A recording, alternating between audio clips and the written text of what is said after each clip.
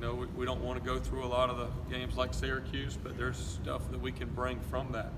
And if we get in those situations, I think overall what you look for in your team is poise in those situations. And that's one thing that I'm very pleased with this offense. We got a lot of new pieces and parts and some young players that are having big roles. But I don't feel like at any point that we've lost our poise. I mean, even at Florida State, the first quarter didn't go exactly like we wanted it to offensively, and our guys, never really batted an eye and just, kept swinging, and then finally it kind of opened up for us. But, I'm as a coach, you're just trying to look at the consistency that you're playing in the games, and is there up and downs, and I think that's probably one of the best things from the Louisville game is, I felt like our guys played at a consistent level for 4 quarters, despite the game kind of getting away. I think Syracuse is still close enough for guys to remember kind of where we were and to lean back on that if needed.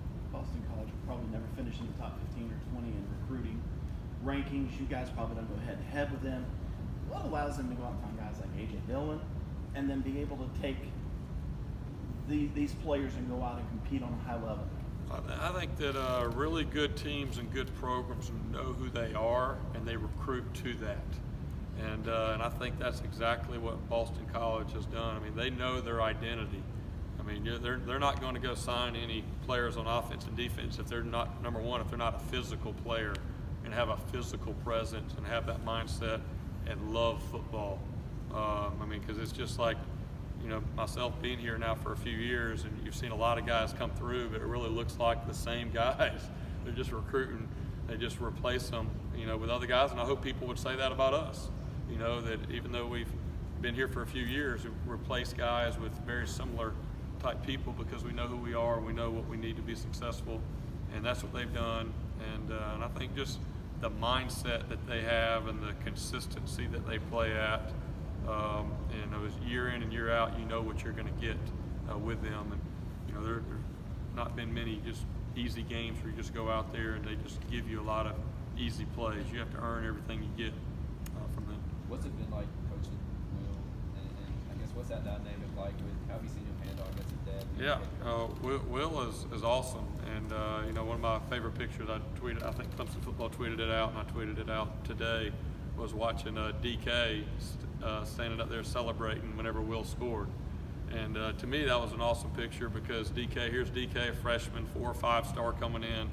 I think he's the only wide receiver that doesn't have a touchdown yet. That'll come.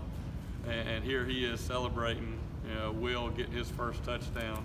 I think number one, that says a lot about the unselfishness of our team. And number two, I think it says a lot about the respect that our team has for Will. He's extremely hard worker.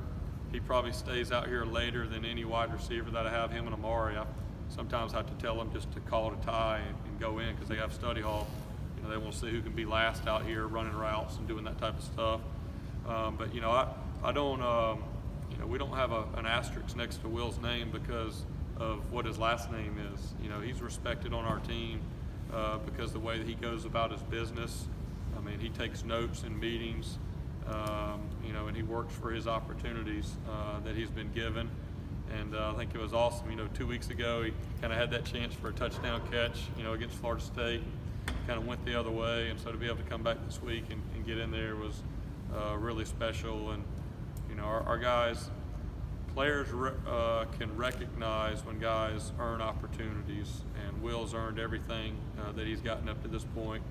And and he's just a second-year player. He's had drastic improvement from year 1 to year 2 as a wide receiver with the things that he's doing in practice. And I've been happy that he's gotten some opportunities in games, and he'll be a guy that continue to improve and help our football team. But that's been a lot of fun. Coach Swinney, coaches Will the same way that he coaches any of our other wideouts, and he lets me coach him just like he lets me coach the other guys. But I know being a coach's son, how special that is to be able to share some of those moments like that. I had 1 touchdown, and that was on a fake field goal, so I didn't have a receiving touchdown. I don't think Coach Swinney ever had a receiving touchdown. So I think that was pretty cool that he got one Saturday.